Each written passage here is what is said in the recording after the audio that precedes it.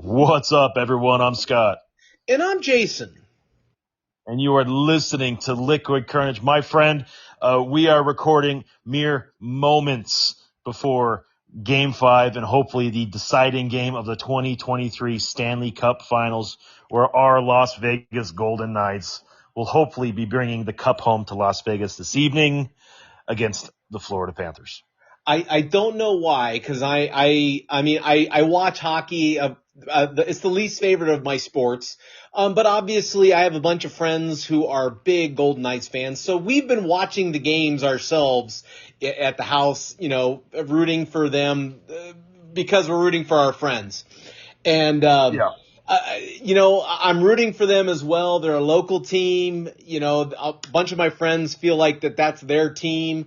And so I'm hoping that they end it tonight and just move on. I'm hoping they end it the same way they won the first two home games, by 4 goals. That would be great.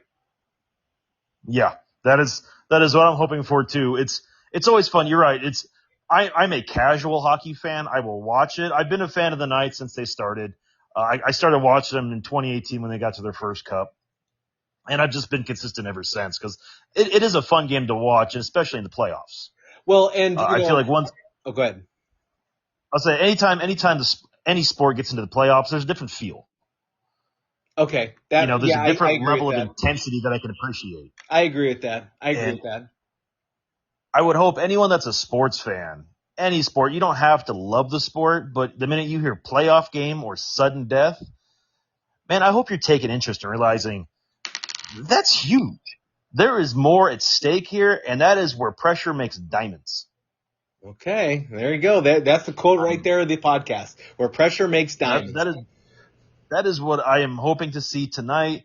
I am a Coyotes fan, but once the Coyotes leave Phoenix inevitably, which is probably going to happen, I will probably shift all of my focus over to the Knights because they are the closest regional team to me. Well, so the night before, our executive producer had a basketball team that won the NBA championship. Although, if you're a Suns fan, in his backyard, yeah, if you're a Suns fan, you're not too happy. But he's got to be torn now because he does live in Denver, and Denver just won the NBA championship last night. So. You got to root for the teams when your team's not in it. You got to root for somebody. That's exactly it. And I am very tired already of the pundits saying, well, Phoenix is probably the second best team in the NBA because they took the Nuggets to 6 games, and no other team in the playoffs did that this year. And it's like kissing your sister. It doesn't make you feel better. Oh, we were really the second best team in the league, but we still got our asses kicked. We still got blown off the court. It's not fun, but I can respect. That's funny because I have a ray of hope when I hear that because that we were so undermanned against that team and we still pushed them to 6 games. If we had a decent team without all the injuries, who knows where that would have gone.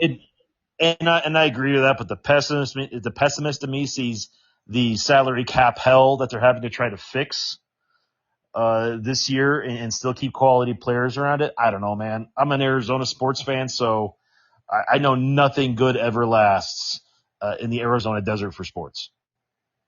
Yeah, I mean, except the Arizona Rattlers and Phoenix you. Mercury. I get you. I learned something that I guess I just didn't know because I'm not a huge enough sports fan. I didn't realize the owner of the Rams is also the owner of the Nuggets and the Colorado Avalanche. And their lacrosse team, and all have won championships in the last 18 months. Yeah. So Stanky's or Stronky or whatever, Stan Gronky or whatever, he's doing pretty good. Yeah. That man, they said he has a $12 billion sports franchise. But, empire. I did read, though, he married a Walton. Yeah. So, did you earn it or did you? Well, you got to start in real estate, so maybe he earned it. But, okay.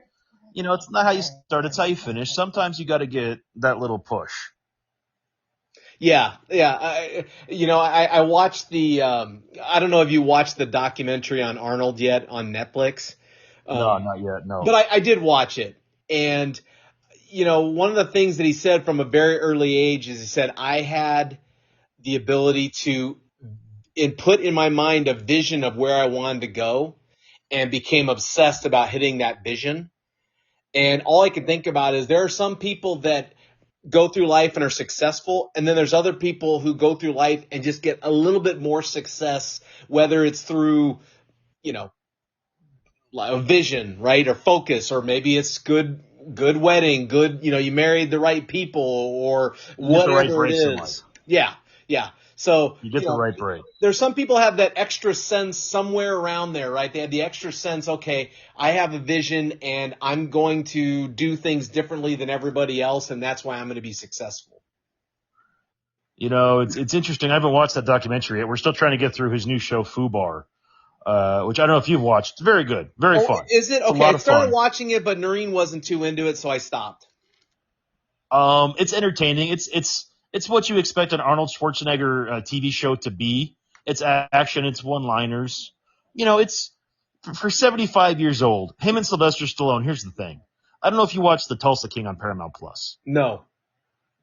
It's an amazing show. It's a very good show. Stallone plays an ex-mafioso from New York that gets out of jail and gets sent to Tulsa to, start business out there. And he's working on becoming the king of the Tulsa crime syndicate by building it himself. And it's a very well done, witty, very good show. Man is 75 years old. Okay, yeah, they have a whole section in the documentary of Arnold and Sylvester Stallone during that 5 to 10 year period in the 80s and 90s where they were constantly going at each other, So when you get a chance, it's fascinating because you're right, he's 75 years old. And you look at a guy who, when he got here, didn't even speak English to be created one of the top success stories in athletics, movies, and in politics that is out there. So, well, that's my point though. It was Stallone and Schwarzenegger finally move over to television series in their mid 70s, and they're both great shows, amazing shows, and it makes you wonder how long can these go on before they fall off that inevitable cliff or pass away unexpectedly, because you want to go out on top. And it's hard to start TV, especially the level of show that Schwarzenegger has right now, to maintain that at his age.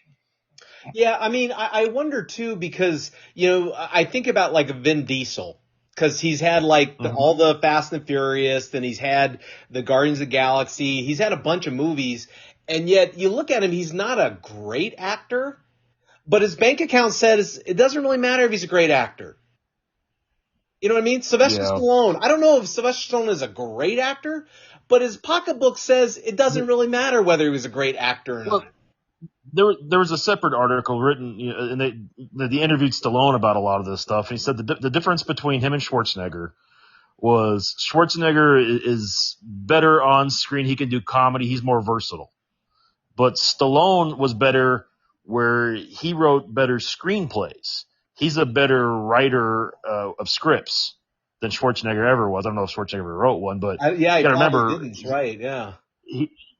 Stallone wrote Rocky, First Blood.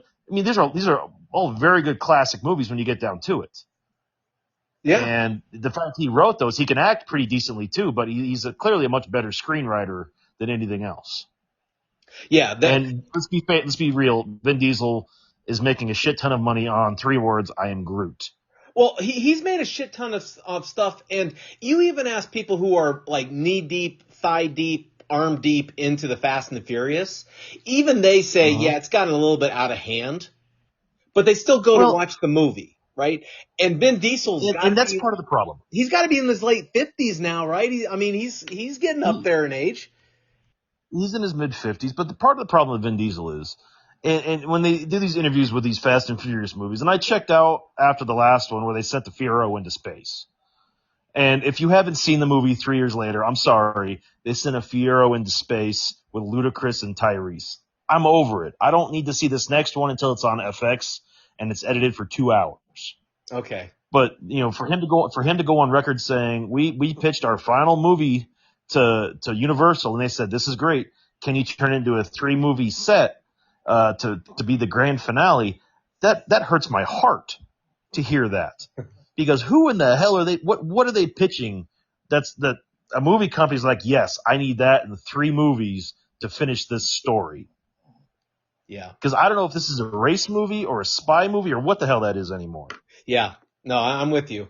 It is kind of fascinating though that you look at all 3 of those actors, right? I mean, they're kind of meathead looking dudes. They don't portray the part of the Chris Hemsworth handsome, or, some of these other big name stars that are out there, yet they overcome that obstacle to become very, very successful. I have to respect that.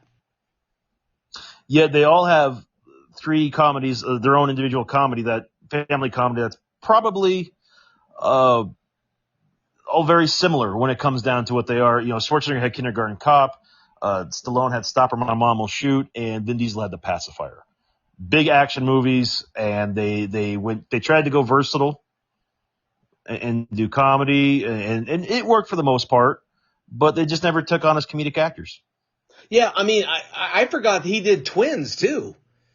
Oh yeah, Twins. Twins is a great movie. I watched that again recently because I'd forgot that he did that one, and he was really good in that movie. I mean, it was corny, it was goofy, but it was well done. So. But self-awareness and being able to laugh at yourself are very good traits in today's world, because that's lacking in a lot in this world today. Well, I think also to laugh at yourself all the way to the bank. All the way to the bank. You know what I mean? I'm not a huge Vin Diesel fan as an actor. I totally respect the man for taking whatever his God-given gifts were and turning that into a very financially successful career. I give him lots of props. I used to be real judgmental. Oh, he's not a real actor. He's not serious. He doesn't, it's it doesn't matter. He's doing well. He's doing fine. He probably looks at me and says, oh, it's okay. You're right. I'm a horrible actor. I'm going to go drive my Maserati. What do you drive? Oh, okay. You're driving your 2005 Ford Explorer Fast Track. Sport Track. Or whatever. Sport Track, Fast Track, old piece of crap, whatever. Either way. Yeah. Either way, generational wealth has been created for them. Well, yeah. So for all those guys, I mean, all those guys are there. So they don't realize how lucky they are, and most people don't realize how lucky they are until they get into those positions. And it's funny when we were down in Phoenix the other week, to segue into our main topic today. I told you that Janice and I are going to go pick up a dog for a friend. We picked up a puppy that turned out to be blind. And that's fine. As we've gotten to know this puppy, Murdoch, named after Daredevil's Matt Murdock, he's very sweet. He doesn't let the blind stop him. I think he can see shapes and see light. So I don't think he's totally blind, but, he can't see a lot. We're starting to figure out, we think he's deaf too. Deaf too? So, yeah. Oh my God. So blind and deaf. And, our friend took him to the vet, and they said, well, you can get him halos so he knows he's not going to bump into anything and this and that. And he might not be deaf. He just might not be listening to mom, is what they said about not being able to hear. But, she had to stop and say, well, wait a minute. I don't want to put a halo on him to protect him from what's in front of him, because he never had sight. So he doesn't know what's there. And if he doesn't know what's there, he's never seen it. We can't protect him from it. He just learns to work around it. And I got to thinking about that. That's the same with deaf. It's it's a very weird world to be born blind and deaf. I think the Helen Keller, right, was that. Yeah. And it's interesting to me, because if you don't know any different, your world's still really not that bad, I wouldn't imagine. You just don't know any different, so you just act with what you know, correct? I don't even think I could imagine both. I could imagine being blind. I could imagine being deaf. I can't imagine what my life would be if I was both blind and deaf. Yeah. I have got to be honest. I mean, we obviously know Helen Keller. I would probably venture to say there's more people out there that don't, necessarily become famous, but still live a life a productive life, maybe even by their standards, considering you're blind and deaf. I'm kind of dealing with it a little bit with Noreen's dad. He's legally blind, and even with his hearing aids, he can't hear very good.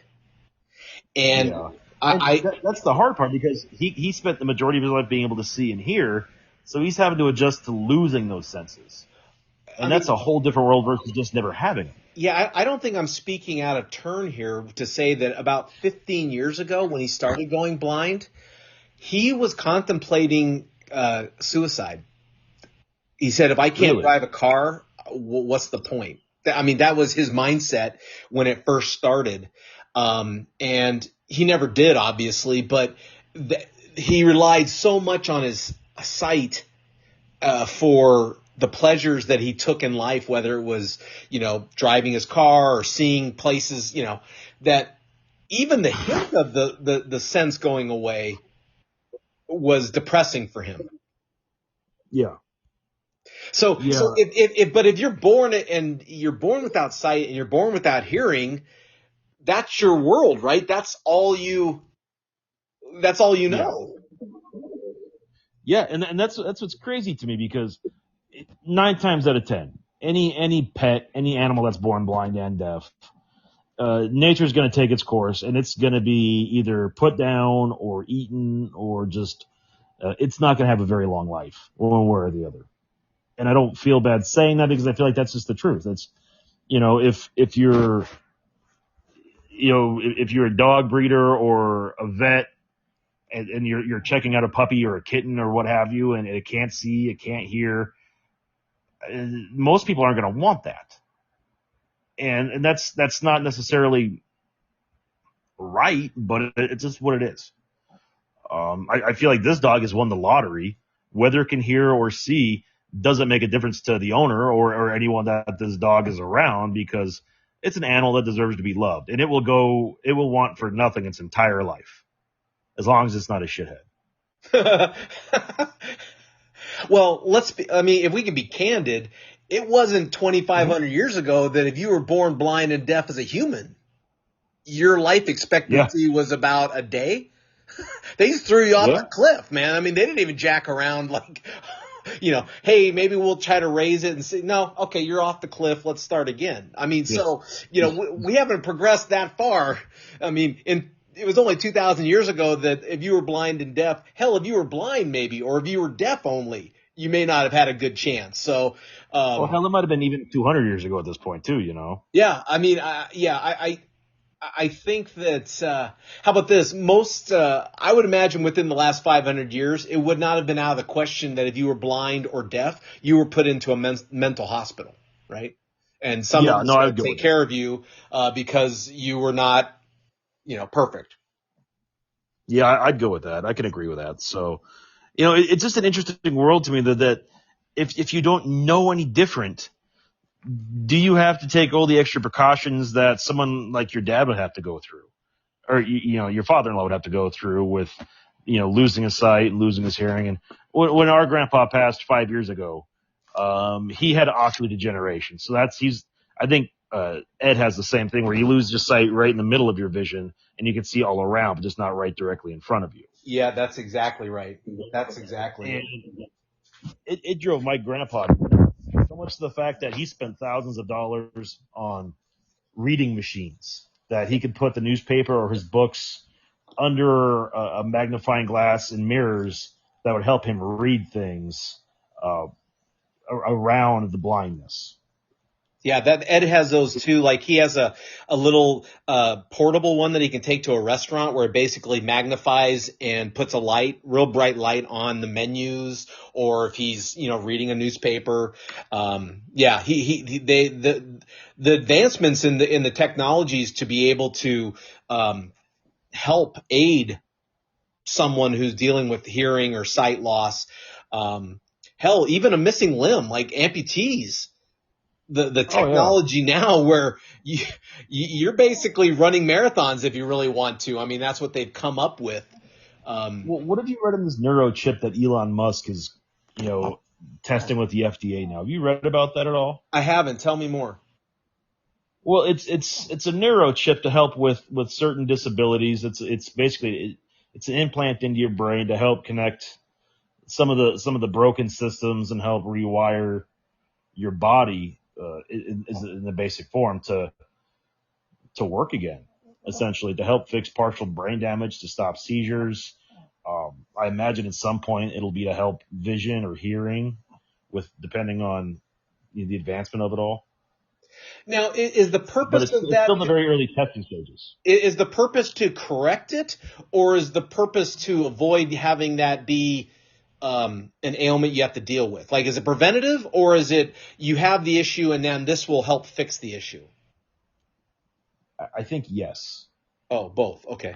So like a I think it's kind baby, of a yes for you both. would put it into the baby at birth to fix any sort of ailment that they might have. Yeah, I mean, but they already have like cochlear implants for babies like that that can hear, that help them hear and whatever else.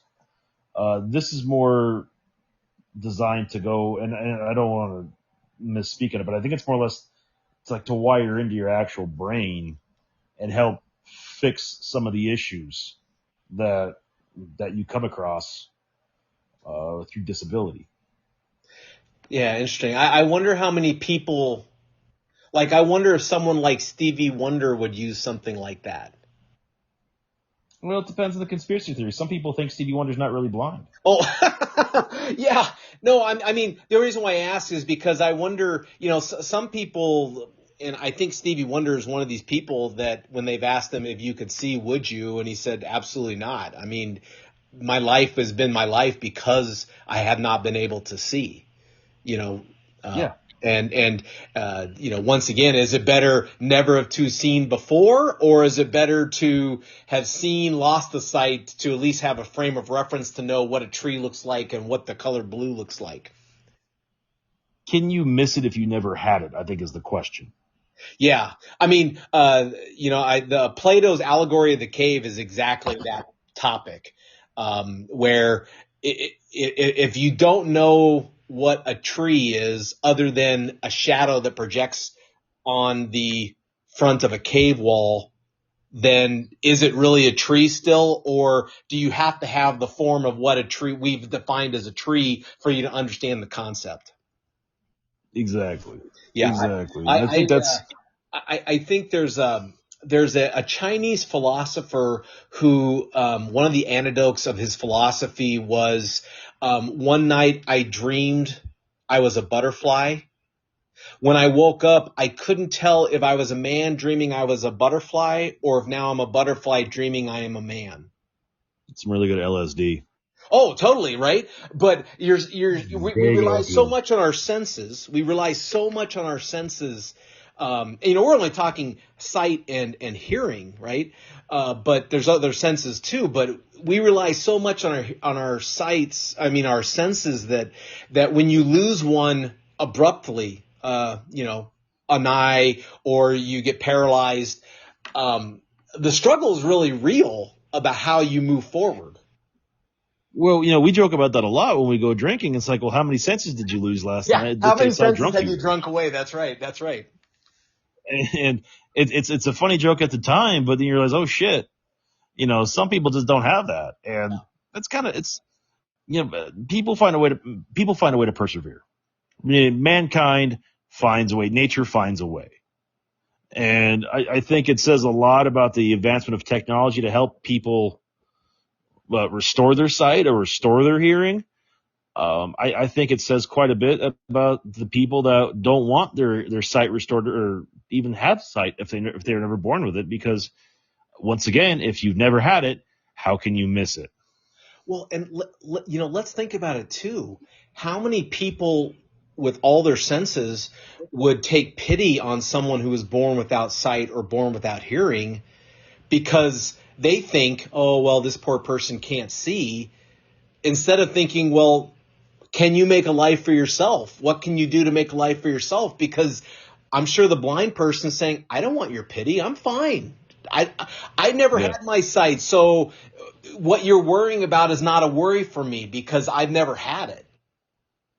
exactly, Yeah. So I mean, exactly. Now, it's now make that blind deaf person a puppy, that can't take care of itself. Any person with all their senses is going to take care of that dog if they can. Yeah. I mean, if a dog, if a dog doesn't have its sight or its sense, is it still defined as a dog? Yes, right? It's still a dog. Yeah. It just doesn't have all the functionality that other dogs have, but you can still feed it, love it, pet it, and they'll be loyal beyond belief. So the essence of the dog does not rely on its sight and its hearing, right? It still brings the enjoyment of what the dog is supposed to do. It does. And as we wrap this up, one of the comments that the person we picked the dog up from made before he knew the dog was deaf said, it's got to be something to never be born with sight, because he has to sense that you're there. Otherwise, he feels alone in a void. And the minute he said that kind of puts that into perspective. It's like, well, that's a really good way of putting it, because I couldn't imagine that. You're just in a void. But you gotta know though too. Even you close your eyes right now. If someone walks close to you, proximity wise, you feel them. You feel that energy. Yeah. You know that someone's there. So I wonder, for someone who's born blind and deaf, that sense of I feel whatever is even heightened even more, because now you have to rely on that sense to feel your way around or know if someone's coming close to you. And it feels like now that you have to be able to differentiate between good intentions and bad intentions. So you're literally feeling a vibe. Yeah. And that's hard to do. Is that bad intentions or is that good intentions? What are you going to do? Yeah. I don't know. It's interesting. There's a whole. Yeah. And I'm sure that you're right. I mean, you said it best at the very beginning. This dog is going to go without, is not going to be without anything, right? I mean, this dog will get every single benefit, extra snacks, little, cuddle pillows. I mean, this dog will get everything. Oh my God. And I bet you 10 to 1, this dog, when you go to that person's house, they'll know. They'll know how to walk around. They'll know how to do everything. You'll be like, how is that possible? That's exactly what it is. She owns her own business, and within a day of having the dog, there was a dog bed in every office in that office. So that dog can visit anybody in that office and just nap next to him. So, yeah. You talk about spoiled after day one. You know what? Thy name is Murdoch, and good for him. He deserves it. Think about this.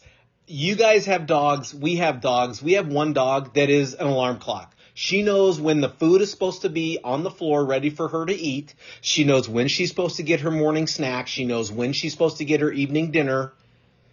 How does she know? Yeah. She doesn't know time. She doesn't have any concept of time, but she knows. She knows. Yeah. I don't know how she does it. And I'm sure you dogs do the same thing. There's something about man's best friend. And I tell you what, I wouldn't trade them for the world. My 4 are idiots in their own right, but they're my idiots. Oh. And I've never. You're right. I was gonna say, I've never seen Noreen cry so hard at our one dog who is a pain in the butt. She's our barker. She's the one that's always in your face. But she got out one night and Noreen was crying trying to find that dog. She thought she lost the dog forever. I'm like, this is the dog that you yell at all the time. Yeah, I know, but it's not the point. It's like, whatever. Yeah. They're more than just animals. They're family. Face. Yeah. So as we wrap up today's show, we just want to hear your thoughts on what would you do if you lost one of your senses suddenly? How would you handle it? How would you react? Just hypothetically. Hit us up on Facebook, Instagram, or Twitter, all at Liquid Carnage. If you think our EP is ready for a dog of his own in the Denver metro area, we want to hear about it. He wants to hear about it. Hit him up on Instagram and Twitter at liquid_EP. Yeah, I'm with you. I think it's even more fascinating when you see a baby who maybe can't hear or can't see still do all the things that humans do as they develop. And they just become better at those other senses, Like, I mean, Helen Keller could do speeches at the end of her life. So she could stand up in front of a group of people and speak to them without knowing even what the words sound like, without even seeing the audience. She could speak. So, whether it's dogs, humans, whatever, our senses are gifts, but they don't define us. That is a great way to end the show. Hey, thanks for listening, everybody. Our senses are gifts, but they don't define us. Yeah, that's right. Hey, thanks for listening, everybody. We appreciate you guys listening to us. That was Scott. I am Jason. And as always, if you never know quite